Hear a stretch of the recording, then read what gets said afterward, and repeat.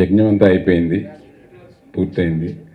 Congratulations to the producers, director, hero and another hero,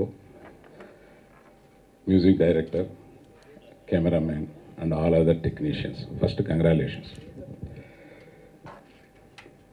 ఇది double platinum, triple platinum ఏదో పేరు పెడతాం. ఇప్పుడు ఇక్కడ ఎందుకు కలిసిందంటే హిట్ అయింది, హ్యాపీ కలుద్దామరా అంటే పేరు పెట్టాం.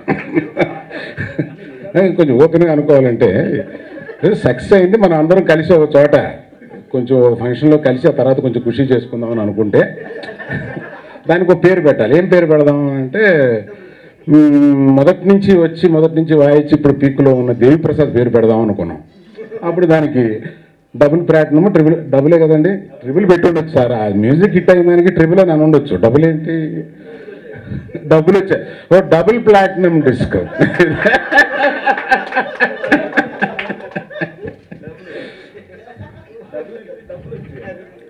సో ఈ సినిమా తీసిన వాళ్ళు, డైరెక్టరు, ప్రొడ్యూసరు వీళ్ళందరూ కాకుండా చూసిన వాళ్ళందరూ కూడా చాలా సంతోషంగా బయటకు వచ్చారు. చాలా సంతోషం.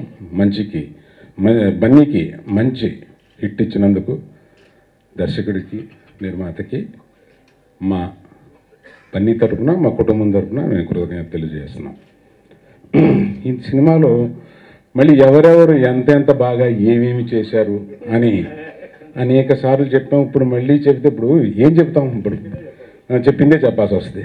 బన్నీ మంచి యాక్టర్, అది నాకు చిన్నప్పటి నుంచి తెలుసు. ఎన్నిసార్లు నన్ను ఏమార్చాడో, ఎంత బాగా యాక్ట్ చేశాడో అది ఇప్పుడు నేను కొత్తగా ఎక్కడ చెప్పను.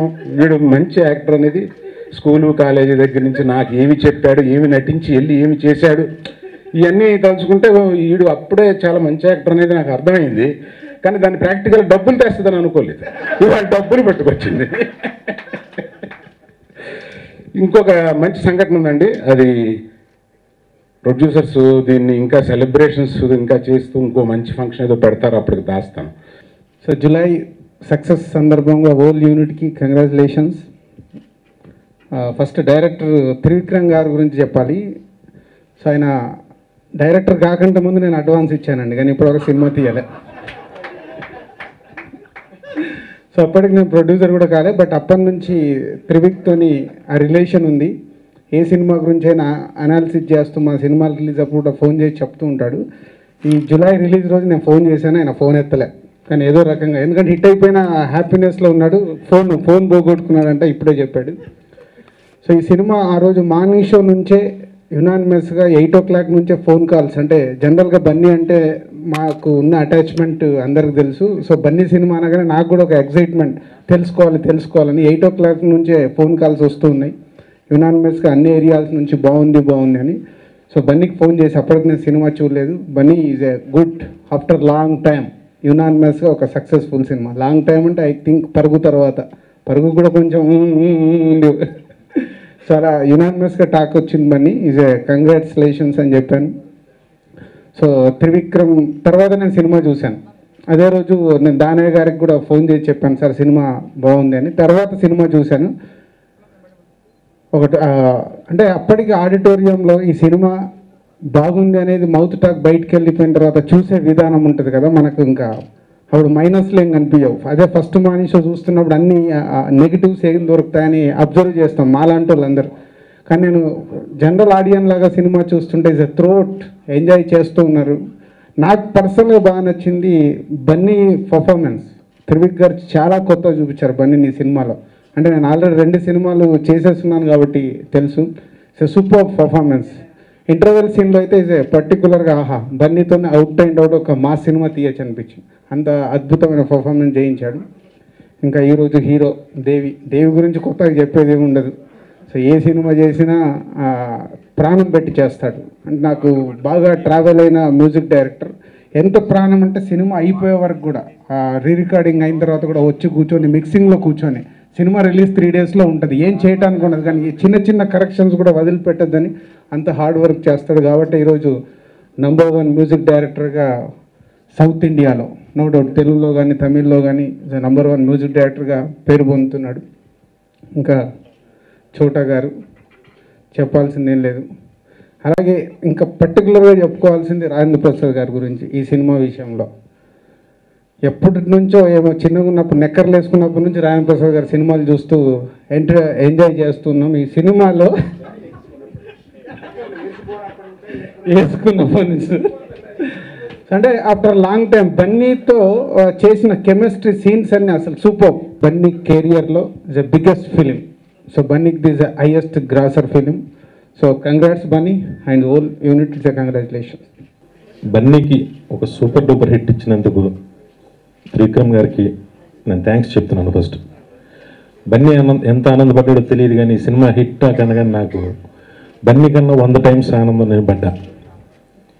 దాని కారణం ఏంటో నాకే తెలుసు. చాలా చాలా థ్యాంక్స్ అండి. అలాగే ఒక సినిమా హిట్ అవ్వడం అనేది అదేమి ఒక చిన్న విషయం కాదు. చాలా ఈజీగా హిట్ వచ్చేసిందిలే అని అనుకుంటారు. చాలా చాలా అదృష్టం ఉంటేనే అది హిట్ అవుతుంది. అది ఫస్ట్ సినిమాకే చంద్రబాబు గారికి దక్కింది, ఆయన బ్యానర్లో, నానే గారి సమర్పణలో. నిర్మాతగా ఫస్ట్ సినిమా రాగానే ఇంత పెద్ద హిట్ దొరకడం నిజంగా మీ జీవితంలో మర్చిపోలేని సంఘటన. మీకు చాలా ఆనందించవలసిన విషయం అది. త్రివిక్రమ్ గారు చాలా గొప్పగా రాస్తారు. ఈ సినిమాలో ఒక సీన్ అయితే నేను అసలు చాలా అంటే కామెడీ పంచెస్ అవి పక్కన పెట్టి భరణి గారు అంటారు, మరి నువ్వు ఆ 10,000 తీసుకెళ్ళి ఉండకపోతే మీ అమ్మ, నువ్వు, నేను, చెల్లి అందరం టీవీలో సినిమా చూస్తుండేవాళ్ళం. మీ అమ్మ నీకు ఇష్టమైన పకోడీలు ఉండి పెడుతూ ఉండేది. ఐశ్వర్యం అంటే అదిరా అని చెప్పేసి అంటాడు ఆయన. నాకు ఎంత నచ్చిందంటే అంత నచ్చింది. నిజంగా hats off sir.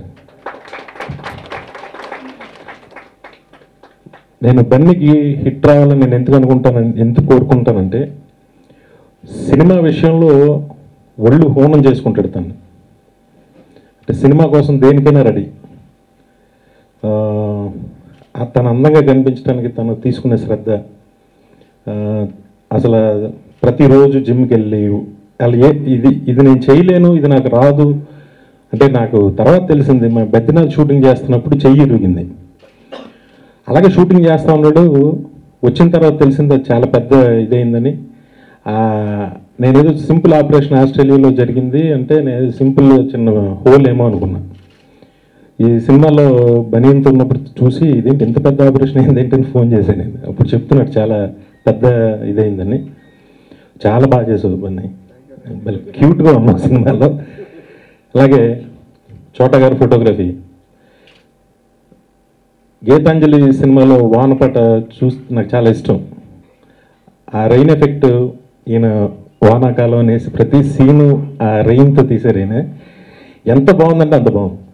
Rain effect చాలా చాలా రోజుల తర్వాత తెలుగు స్క్రీన్లో చాలా రెయిన్ ఎఫెక్ట్ అద్భుతంగా చేయడం జరిగింది. అలా బన్నీని కానీ అందరిని అందంగా చేశాడు. మీ సంగతి